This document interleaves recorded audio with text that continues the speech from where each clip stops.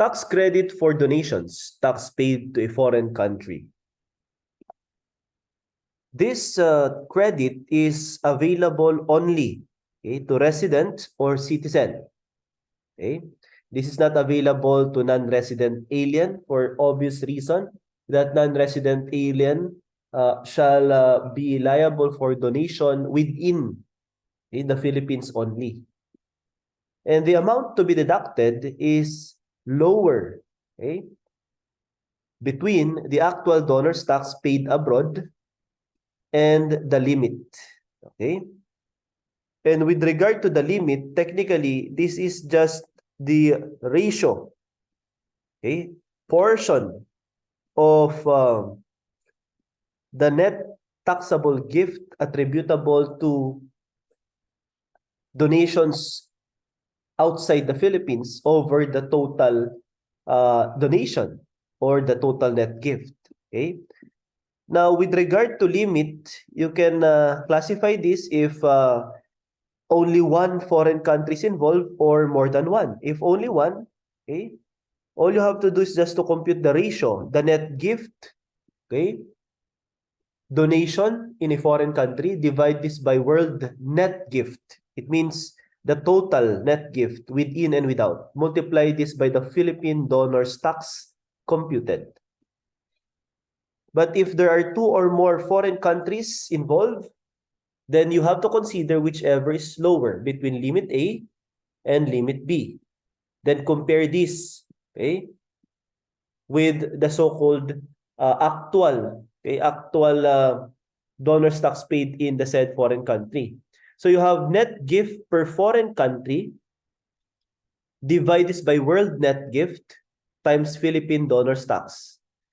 For limit B, it is on a by total or per total basis, the total net gift in foreign countries. So if you have donation in US, Japan, Australia, okay, so you have to add all these donations, net gift in the said foreign countries, divide this by the total net gift. Okay, then multiply this by the Philippine donor's tax computed. Okay, and the amount will be compared with the total actual donor's tax paid in the said foreign country. That's that by total basis. While on a per country basis, compute, say for example, you have US, compute the net gift, okay, or net gift in US, divide this by the total world net gift, multiply this by the Philippine donor's tax. The amount will be compared with the actual donor's tax paid abroad, whichever is lower. Same with Japan. Okay, so on a per country, okay, compute the net gift in Japan, divide this by the total world net gift, multiply this by Philippine donor's tax, multiply or rather compare it with the actual, okay, donor's tax paid abroad, whichever is lower. And say for example, Australia, the net gift, divide this by world net gift, multiply this by Philippine donor's tax, compare it also with the donor's tax actual paid abroad. Okay? And select whichever is lower. So that's limit A. While for limit B, the net gift in US, net gift in Japan, net gift in Australia, you have to sum this up. So add. Okay? Total. Then divide this by the world net gift total times Philippine donor's tax versus compare it with actual donor's tax paid abroad in US, Japan, and Australia, whichever is lower. Okay? Upon determining the lower amount, compare these two. Okay? And you have to select whichever is lower. And that will be the tax credit. Okay?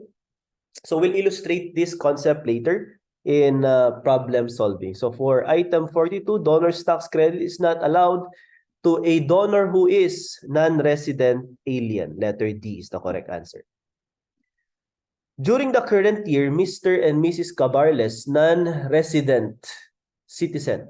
So, citizens, they are citizens. So, tax credit is allowed. To Leona, a legitimate child on account of marriage last month, a conjugal property located in the Philippines, 600,000 pesos. To Leo, nephew of Mr. Cabarles, on account of marriage, a property located in USA, exclusively owned by him, with fair market value of 150,000, gift tax in USA is 5,000. So there is an actual donor's tax paid abroad, 5,000. You have to compare this with the prorated amount of 150,000 net gift, okay, multiplied by the donor's tax. Okay? That is on September 25. On October 9, to Leonor, a legitimate child, conjugal property in the Philippines with fair market value of 100,000. Okay, so you have to divide this by 2 to consider, okay, the donation on October 9. Now, the gift tax payable on September 25, gift on husband, Mr. Cabarles, is how much? So 600,000, divide this by 2, so you have 300,000 each for Mr. and Mrs. Cabarles. And this 150,000, which is exclusively owned by Mr. Cabarles, will be on account of Mr. Cabarles alone. So 300 plus 150, that's 450. So our answer here is 8,000. And we have here the 300,000. And give to Leo, 150. So we don't need to divide this by 2 because this is exclusive property of Mr. Cabarles. So the net gift is 450,000. Less tax exemption, 250. So the net taxable gift is 200,000. Multiply this 200,000 by 6% to get the donor's tax due, Philippines. Okay? Philippine donor's tax due. Okay? 12,000. Now, based on the given, the actual donor's tax paid abroad is 5,000. According to the law, whichever is lower will be used as tax credit. Lower between the actual and the limit. And how to compute for the limit? This 12,000, okay, portion of this came from donation within the Philippines. That is the 300,000. And portion of this came from donation outside the Philippines. That is 150,000. That is why the net gift, okay, foreign, that's outside, divide this by net gift total or world, that's the prorated amount. That's roughly 1/3, okay, of the total net gift. Multiply this by 12,000 dollars tax due, so 4,000 will be considered as the limit. Okay? So the excess amount of 1,000 will not be considered, only the 4,000 limit will be considered as tax credit. Okay? So the donor's tax payable is 8,000. Using the preceding data, give the gift tax payable on October 9, gift of the husband. So consider this, okay, that there is a subsequent donation. So obviously, the taxable net gift will be adjusted. Okay? Will there be a change in the tax credit? The answer will be yes, because, okay, the world net gift as the denominator will change. So our answer here, class, is 2,500. So the subsequent donation of 100,000 to Leonor will be divided by 2 on account of Mr. and Mrs. Cabarles. So that's 50,000 each. Plus the prior net gift, okay, attributable to Mr. Cabarles is the 300,000 share.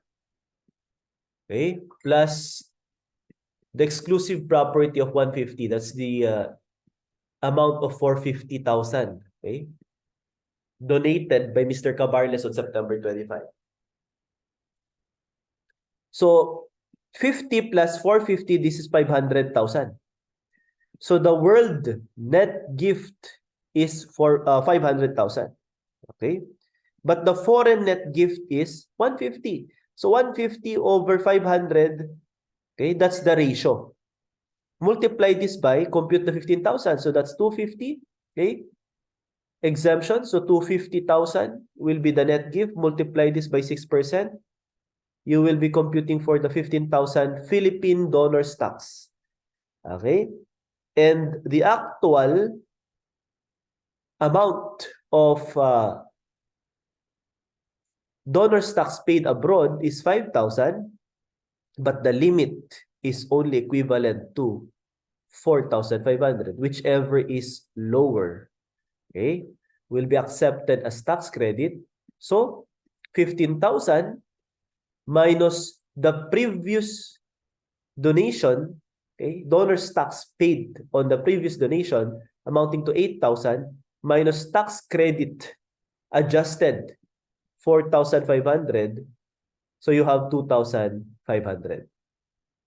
What if, assuming the limit is 6,000 computed, okay, what will be carried? Whichever is lower, so the actual amount will be deducted. It is not the limit, okay? It is whichever is lower. So to illustrate this, okay, we have item number 45, okay? Mr. Riano made the following gift in 2022. So gift within the Philippines, 750,000. We are computing, okay, the net gift. Okay, so you have to deduct this 250,000. And this will be the basis also in computing for the tax credit. So 750 less 250, that's 500,000. Okay. 500 less 200,000, this is 300,000. Okay. 250 less 150, this is 200,000. And 500 less 150, this is 350,000. So on a per country basis, so 300 for USA, divided by the total world gift. So 300 plus 200, that's 500, plus 350, that's 850, plus 500 Philippines, we have 1,350. So 300 over 1,350, that's the ratio for US. 200 divided by 1,350, that's the ratio for UK. 350 divided by 1,350, that's the ratio for Italy, if on a per country basis. But if by total, you have to add 300 plus 200 plus 350, that's 850, divided by 1,350, that will be the total. Okay? Prorated amount of limit. Compare this by the total actual tax paid abroad. 25 plus 12 plus 10. So this is equivalent to 47. Okay? So you have here 47,000. Okay, that's by total. But on a per country basis, okay, to illustrate the concept, 300 divided by 1,350, the total world net gift. Okay? Multiply this by the donor's tax due versus 25,000 only. Okay? For UK, 200,000 divided by 1,350, multiply this by the donor's tax due, compare it with 12,000. And for Italy, same process. 350,000, divide this by 1,350, multiply by the donor's tax due, okay? Philippines, compare this with 10,000. Whichever is lower will be the tax credit. Now, for this item, the donor's tax payable is how much? Our answer is 30,800, letter D. And this is our solution. So the gross gift is 200,000 minus 750,000. So let me check. We have 750 I should say 2 million less 750. So 750 plus we have 500,000. Okay. We have here 1,250,000 plus 250. So that's 1.5 million plus 500,000. So this is 2 million. Okay, 2 million. Okay. We have here 250 plus 200,000. So that's 450 plus 150,000. Okay? So that is equivalent to 600 plus 150, that is 750,000. Okay. Now 2 million minus 750, okay, this should be equivalent to 1,250. So let me correct this. It should be 1,250. Now, on a per country basis, so you have 750 minus 250, this is within the Philippines, 500. US, 500 minus 200, that's 300. And for UK, 250 minus 150, this is only 100,000. Okay, so let me change this. Okay.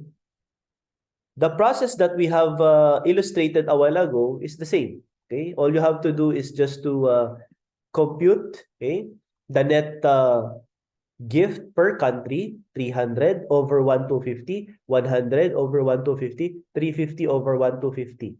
Multiply this by the tax due, okay, within the Philippines, then compare it by 25,000. That is why, okay, our answer will be equivalent to 30,800. So you have here 1,250, that's the net gift, okay, less the exempt amount, which will not affect definitely the tax credit computation.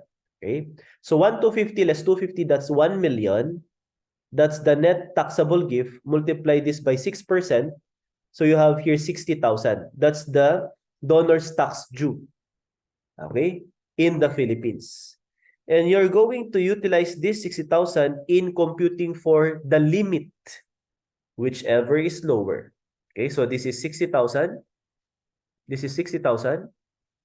This is 60,000. Okay. Now, limit 1 for USA, 300,000 net gift. This is the 300,000. Divide this by 1,250. This is the 1,250. Okay, exclusive of the exempt gift. This will not affect the computation of limit. Multiply this by 60,000 dollars tax due. Then you have 14,400. Okay. Then going back, the actual, okay, donor's tax paid abroad is 25. So this is 25, whichever is lower. So the amount allowed as deductible is 14,400. This is for limit 1 per country. Okay, per country. For limit 2, by total. Okay. Now, for UK, 100,000 divided by 1,250, multiply this by 60,000. So you have here the 100,000 net gift divided by 1,250 world gift times 60,000. So you have your 4,800. Then 12,000 actual tax paid. That's 12,000, whichever is lower. And the lower amount is 4,800 that is allowed on a per country basis for UK. Now, for Italy, 350,000 divided by 1,250, you have here 350,000 divided by 1,250. Multiply this by 60,000. So, the amount, okay, of limit is 16,800. Okay, but the amount paid in Italy is only up to 10,000. So, whichever is lower will be allowed or credited. So that's 10,000. So on a per country basis, you have to add 14,400 plus 48,000 plus 10,000. You have 29,200. This is for limit 1. Okay? Now for limit 2, by total, This is the total amount, 300 plus 100 plus 350. That is equivalent to 750. So that's the 750,000. Okay, all you have to do is just to add all the net gift, okay, coming from US, UK, and Italy. Divide this by 1,250. That's the total world net gift times 60,000. So the limit by total is 36,000. However, the actual paid abroad is 47,000. That's 25 plus 12 plus 10. Okay, 25 plus 12 plus 10, 47. So whichever is lower will be used, okay, as limit 2 and will be compared with limit 1, whichever is lower. That is why what is carried, okay, for purposes of tax credit computation is the lower amount of 29,200 and the donor's tax payable is 30,800. Okay, so that's for tax credit computation purposes. Statement 1, only one return shall be filed for several gift donations made by a donor to different donees on the same date. Okay, that's true. If the donation involves conjugal or community property, each spouse shall file separate return corresponding to his or her respective share in the conjugal or community property. This is also true. Okay, KKB. Statement 1, if on any one date there is a donation by one donor to his relative and another one to stranger, there will be two separate donor's tax return to be filed. This is false. Okay, one return, okay, for each donor. Okay, in donor's tax, no extension of time for filing the donor's tax return is allowed. So this is true. There is no extension, unlike in estate tax. That if the estate is testamentary, okay, or intestate, there is 5 years or 2 years, okay, extension. So statement 1, okay, is wrong and statement 2 is correct. When a donor with several donations during the year fails to file the donor's tax return for each of the date that donation were made, select the wrong statement. Such failure shall be cured by filing a donor's tax return at the end of the year, reflecting all donations made within the year and paying the tax shown in that one return. Okay, one return, one taxpayer. Each failure is subject to penalty for non-filing of return and non-payment of tax on time, definitely. He can voluntarily file late the donor's tax return for each date that donations were made and make payments on tax due shown on each return with penalty. Okay, so you have here letter A as our answer because we have here conflicting, no? Letter A and letter C. Okay, so if ever the donor's tax return was not filed, okay, then the taxpayer donor shall voluntarily file a late return, okay, for each date, okay, that were made. Because if this will be allowed, the filing of donor's tax return at the end and reflecting all donations within the year, okay, in one return, then this will be in contravention with the allowed penalties to be computed. Okay? Imagine if the taxpayer donated on January, okay, but failed to file. Okay, take note. Okay, pay as you file, and the filing should be at the date of donation, and payment is within 30 days. If you failed to file on January, and if this will be allowed, letter A, to sum up and summarize your donation on December, then there will be no penalty, okay, to start with. Okay, so letter A is incorrect. What is a more accurate and correct statement is letter C. Voluntarily file the late donor's tax return and of course pay for the penalties. Okay. And the penalty with regard to late filing is 25%. Okay, 25% on the said late filing. Pedro, a resident of Quezon City. So he is the donor, Pedro. Donated vehicle to his daughter Ana, resident of Manila. Definitely, the donor is the taxpayer. So if the taxpayer is a resident of Quezon City, then the tax return shall be RDO of Quezon City. In the case of gift made by a non-resident, the return may be filed with A. Philippine Embassy or consulate in the country where he is domiciled at the time of the transfer. B. Directly with the officer of the commissioner. C. Philippine Embassy or consulate in the country where he is domiciled at the time of the transfer, or directly with the officer of the commissioner, or letter D, none of the above. And the best answer is letter C. And this ends our discussion with regard to donors tax.